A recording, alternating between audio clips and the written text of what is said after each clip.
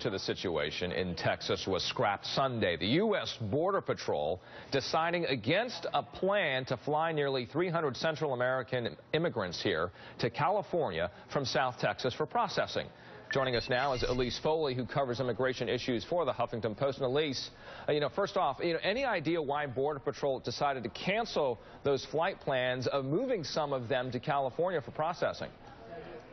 Well, they so far haven't said. They've said basically that things are still in flux. But what I think this shows is how much they're really scrambling as they're facing this crisis. They have seen an influx. They've seen more people coming in recent years. But this year has just been such a massive increase that, I think they're really left scrambling for what you do with these kids, what you do with these families who need to be housed somewhere. And there just simply isn't enough room in these Texas facilities. So one of the headlines on this day is that looks like, many of these kids, all of these kids, they're not going anywhere anytime soon because of the development that you and I were just discussing. So the border states, are they basically readying themselves for months, maybe even years, of having to offer services to all of these children? I think quite possibly. There haven't really been any signs that things are slowing down. So even as the government hopefully gets a lot of these people into Office of Refugee Resettlement in HHS, ends up resettling them with family members while they wait deportation proceedings. Even as that happens, there'll likely be more people coming in. So these places along the border are going to continue to see this problem, going to continue to have to respond to this problem. So it's certainly a big crisis, and it's something that the government is really trying to deal with as best it can. Now, the amount of money that we were just talking about with Rick Perry, the governor of Texas, saying $1.3 million, right, in addition per week. Is that enough? Do we know whether this amount of influx state-wise is enough to take care of all these children? I think right now they're not sure. They're still trying to figure out exactly how to go about taking care of these kids.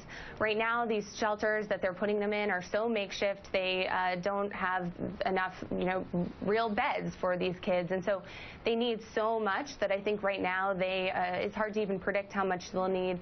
And on top of that is the amount of money that's going to go to helping, these Central American countries improve so that people don't want to flee them. And so it's going to be an enormously costly process.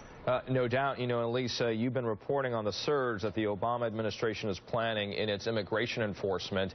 Where did the flight plans factor into that surge, and what does the surge else entail?